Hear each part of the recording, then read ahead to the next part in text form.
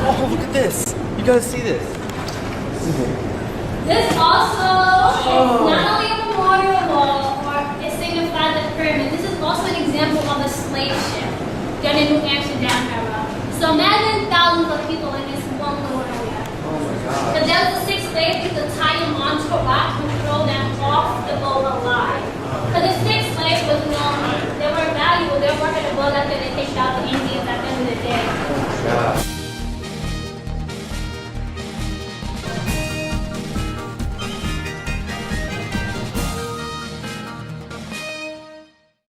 Well, one of the coolest facts is that all 419 remains, they were handcraft. The boxes were handcraft from Ghana, and we'll call them crypts. They were, imagine a bookcase that holds 60 handcraft boxes, and replaced 25 feet below where they were originally found. The coolest part about it is that the remains were put back exactly how they were found, with the stuff that they were found with. So if there was a remain that was found with their hands crossed, they were put exactly in that same manner. Something else that's cool is that this memorial is made by green granite from Africa. The Sankofa symbol, which came about because there was one remain that was intact and a box as well, and it had a heart shape exactly as that sign. Is from West Africa, and it means to learn from the past and to apply to the future. So remembering that meaning and seeing it on top of a coffin that was way back is kind of amazing, because the past always comes up in the present, but you wouldn't know if you don't know your past. You get me? So I think that's one of the coolest things.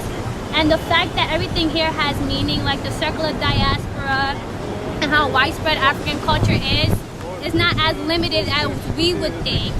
And the other cool thing is that instead of things being traded, when you think about trade, you think about paper, gold.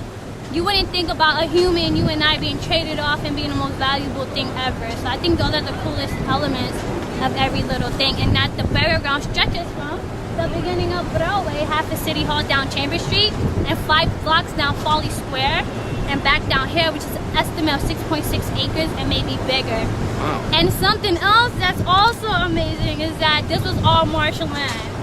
So imagine this all being marshland, a burial ground, and sacred as well. Alright. I find all of that amazing that we sit here and walk every day on top of a we don't know what, and it's actually a burial ground right here where you walk on in the middle of Wall Street. So Wow. it's one of the cool elements.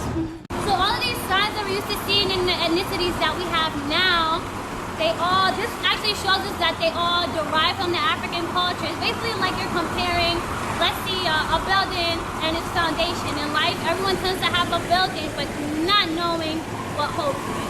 Especially like an art that someone gives you, but you definitely don't know who the artist is, you know?